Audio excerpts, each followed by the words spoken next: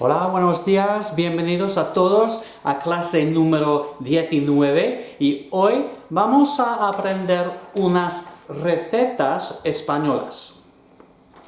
Pero primero, ¿qué objeto en la mesa es un vaso? Un vaso. Un vaso es a glass. ¿Y qué objeto en la mesa es un plato? Un plato. Un plato es a plate.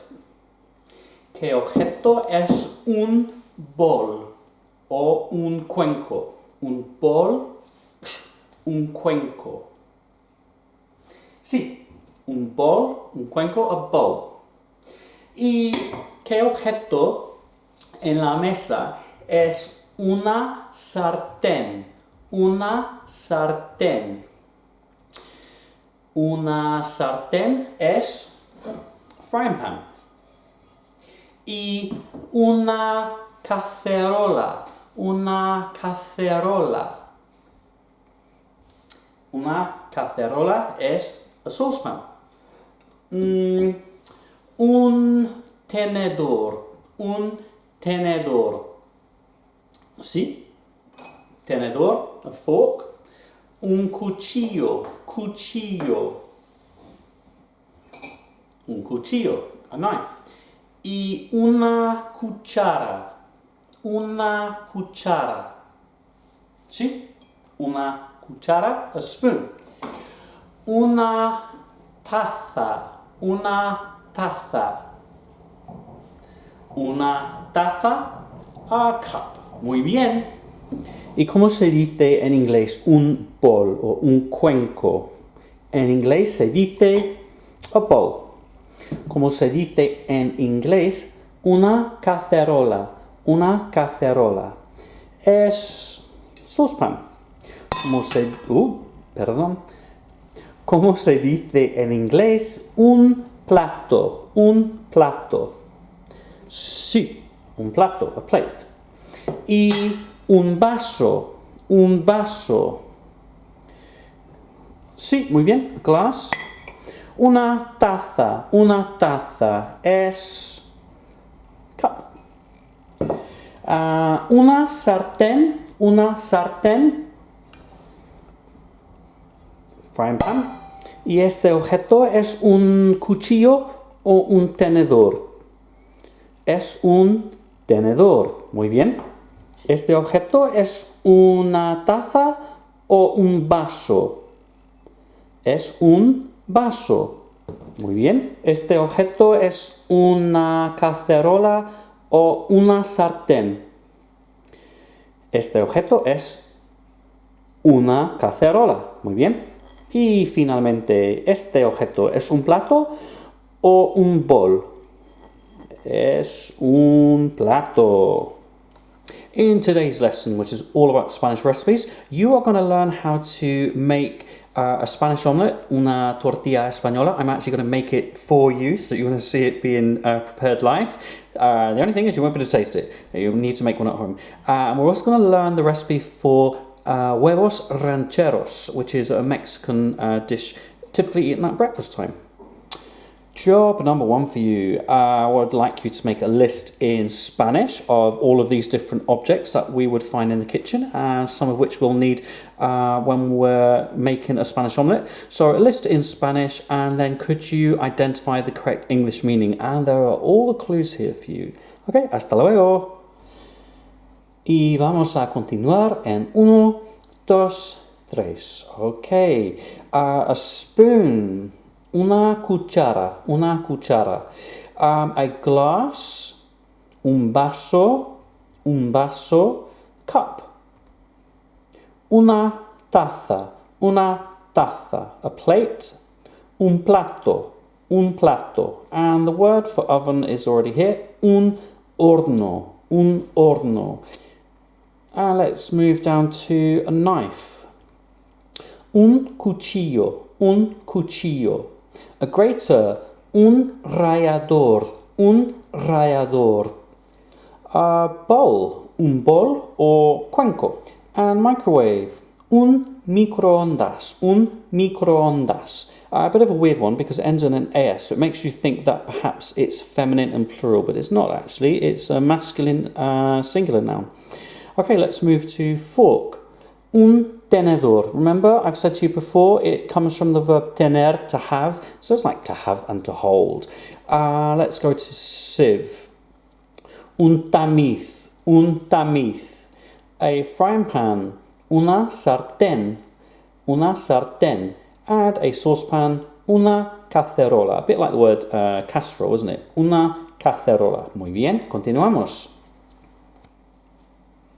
In order to understand a Spanish recipe, we're going to need a set of verbs, actually. If you think about it, when you read recipes or you're watching somebody presenting a recipe on television, they'll often say things like, okay, first of all, I want you to crack 3 eggs into a bowl, mix, pour in, fry, add, season. They're using what we refer to as imperatives, so command words. Now, I'm not going to teach you how to do that today, but I just want you to be aware that all of these verbs here, and some of them that you're going to see in a recipe, are already formed in the imperative, okay? However, you could probably work out which ones belong to AR verbs, which ones belong to IR verbs, okay? We'll see them another time. So if you could make a list of both and match up the Spanish to the English. Y listos en 1, 2, 3. Okay. You're going to need to pause shortly and go through your answers, check they're all correct. In the meantime, though, we're going to do a little bit of choral repetition, so I'm going to read out the words in Spanish. I'd just like you to repeat after me, okay? A ver, escuchad y repetid. Pela, pela. Casca, casca. Agrega, agrega. Corta, pica. Corta, pica.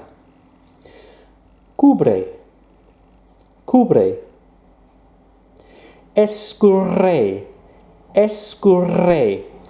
Fríe, fríe. Sazona, sazona. Mezcla, mezcla.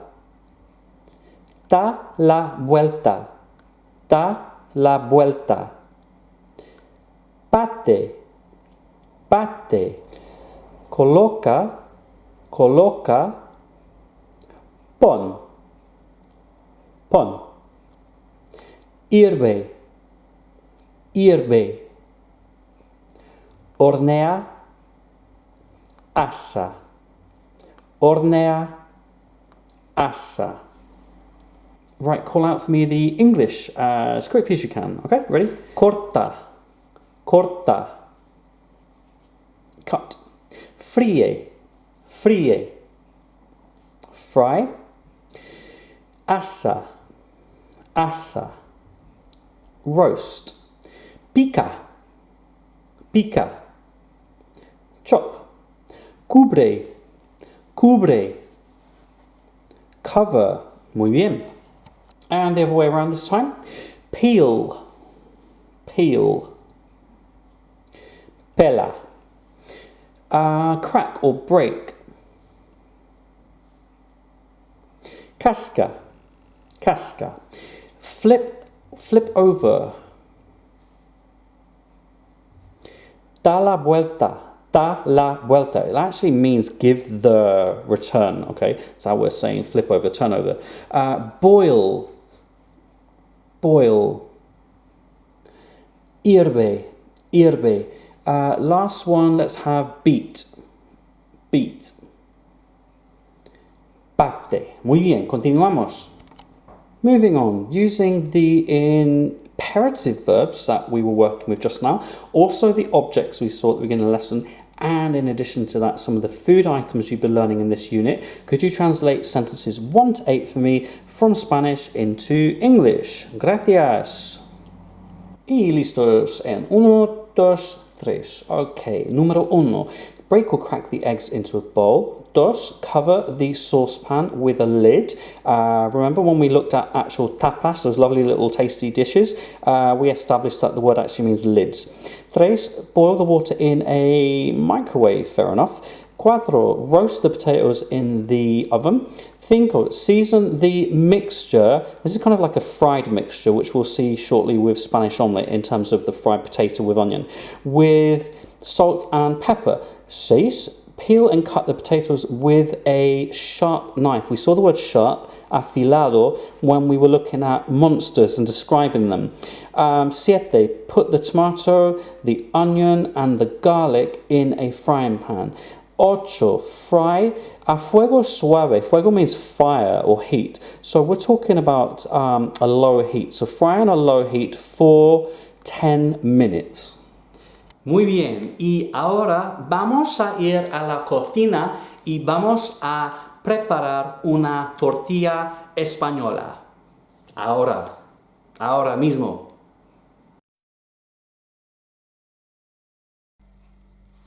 Hello, welcome everybody, and in a change to the norm, I'm not going to be showing you around a beautiful country or city. I'm not going to be teaching you Spanish.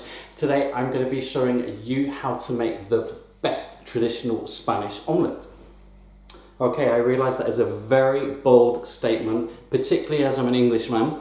However, when I lived in Spain, in León, in the north of Spain, about 22 years ago, I lived with a Spanish family, and my Spanish mum, as I refer to her very fondly, actually taught me how to make a traditional tortilla española. So, come with me, I'll show you how it's done.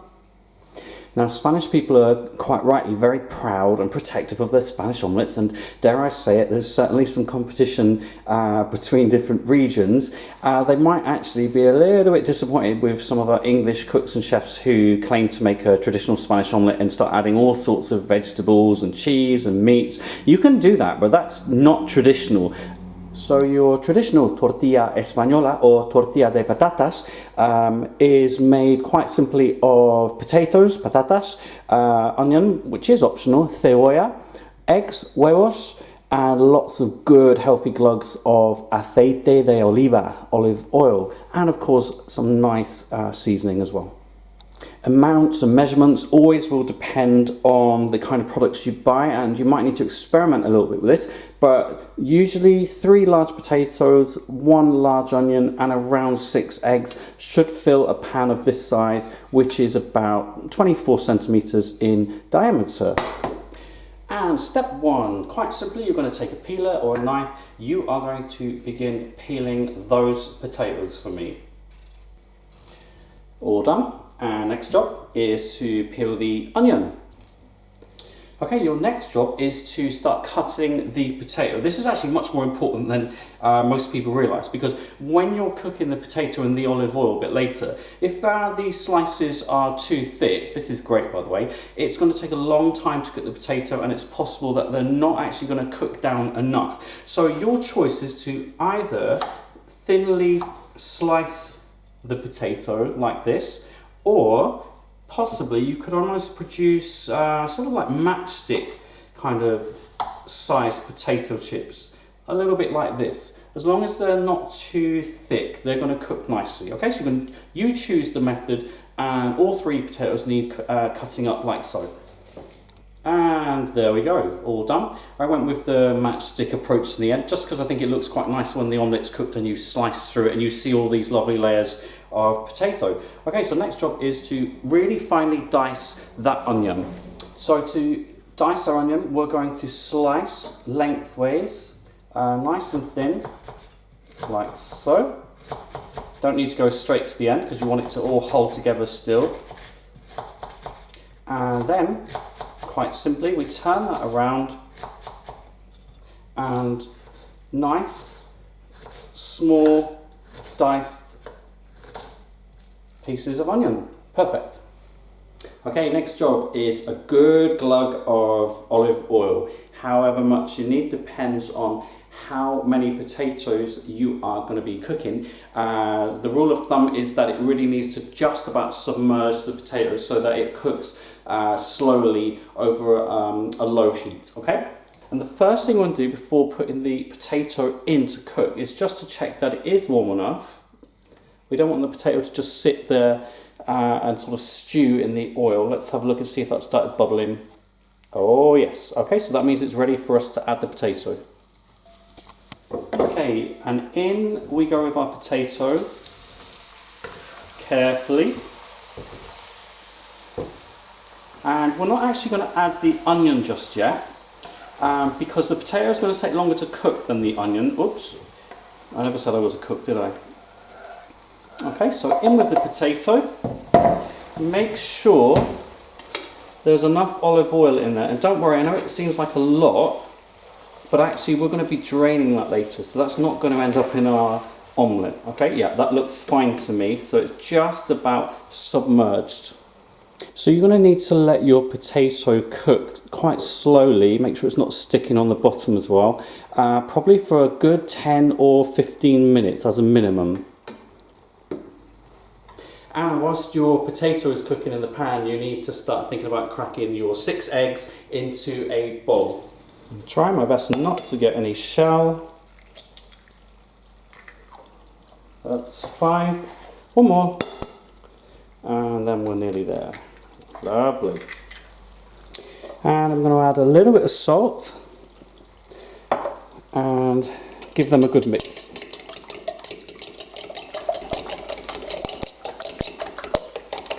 And that's perfect. Right, so that's been about 10 minutes now. I just want to see if, yeah, the potato is softening, so that means I'm now going to add the onion to the potato. In it goes. Give that a good mix around. And that's going to need to cook for probably another 5 or so minutes, and then we're pretty much there for the next stage. Okay, and 15 minutes later that's taken. This is definitely all cooked. It's all soft, just a little bit of brown going on. It doesn't need to be brown, by the way. So that's ready to come off the heat now. And you choose how you want to do this. Me personally, I drain the oil like so into a sieve. I collect up the oil in a pan so that it doesn't go to waste. I'm going to use some of that shortly, so I make sure it's drained well. Okay, and the next job is to add that potato and onion mixture into your egg, which I know might sound a little bit weird, but actually it starts cooking the egg because it's hot, and it helps it to start sticking together a little bit. Okay, that looks about the right amount to me as well. Happy with that. Okay, I've just put a very small amount of olive oil that we saved back from the mixture just now when we drained it. And now you're going to literally add the whole mixture of potato, onion and egg into the pan. And you're going to just start stirring, agitating. That sounds really weird, doesn't it? Agitating the mixture just a little bit so it starts to cook through.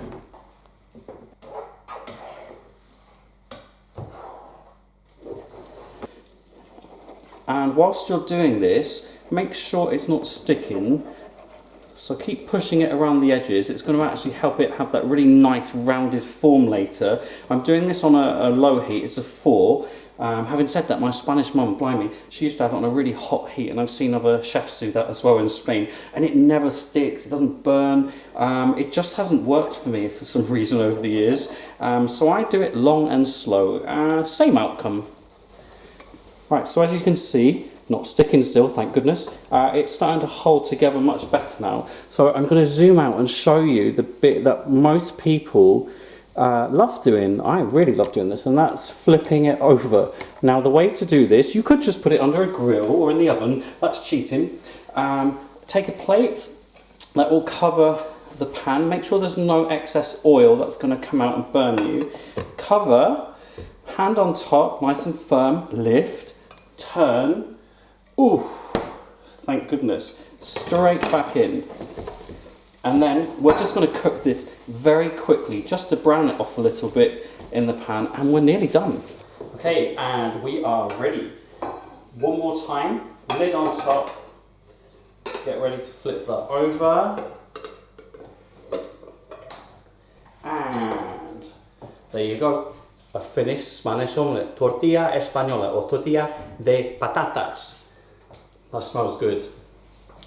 And I suggest a little bit of salt on top. Never seen anybody put pepper on it, but I don't see why you couldn't.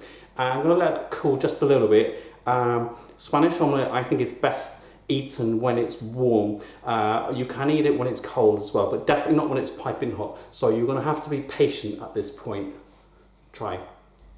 So how you eat this is completely up to you. I would normally just quarter it and I'd have a huge chunk with some nice bread. Yeah, that could feed 4 not very hungry people. I have been known to eat at least half. Or you could cut it into little cube shapes. Use cocktail sticks. That would make a really nice sort of accompaniment for a meal or a party. More sort of traditional tapas style. Completely up to you how you do it. All right, let's have a look at this bad boy. Oh, nice. Very nice. Proof is in the pudding, as always. So let's have a go at this. See what this bad boy's like.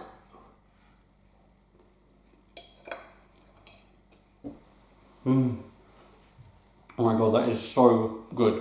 You have to make this. Right, I hope you enjoyed that as much as I did. It's all gone, by the way.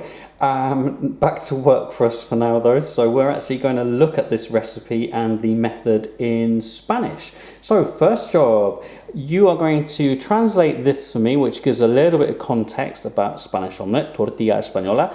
And I'd like you to make a note of the ingredients in Spanish and then the English. And could you draw out a grid for me? You're going to need enough space in each column to write probably about 3 sentences. Okay, come back to you shortly. Gracias. Hasta luego. Venga, vamos a continuar. Okay, how do you get on with this translation? So I've got something like the traditional recipe of potato omelette or Spanish omelette, a basic dish or plate of Spanish cooking. A base de kind of means based on. I would probably translate that as contains or is made of, or for which ingredients are potatoes, egg and onion. And your ingredients, los ingredientes, you've got 6 huevos, 6 eggs, 3 patatas, 3 potatoes. That's obviously approximate, as I was talking about earlier. Una cebolla, an onion, 2 vasos de aceite de oliva. So that's like saying 2 glasses of olive oil, not pint glasses, okay? This sort of size glass here that we saw earlier. And then we've got our seasoning, sal, salt. So you are now going to populate this grid here with your Spanish method to make Spanish omelette, como hacer la tortilla, so how do you make the tortilla, and then the English meaning. And what I've done for you is I've got the 6 steps here in image form, but the method is all mixed up. So in your grid for step 1, you need to decide what you do first to make the omelette, and these pictures will help you. Okay, we'll go through the answers shortly. Buena suerte. Y continuamos en A, B, C. Right, let's compare our results. So, step 1, I've got peel and cut the potatoes into, this is quite tricky actually, it's like thin or fine, almost lunar shaped pieces. So we're talking about slicing the potato. Now I showed you how to do that, and I also said you could do it in matchsticks. Peel and chop the onion into small cubes or chunks. Step 2, I've got add the mixture. We've got la mezcla for mixture. You could say fritada into the frying pan. Fry on a low heat for 15 minutes. Step 3, we've got remove or take out the mixture and drain it. The it, as you'll notice, is tucked right on the end of that imperative verb, la, drain it. Move or put the oil in a container. Step 4, we've got break the eggs, put them in a big container and beat them. Notice we had drain it, now we've got beat them.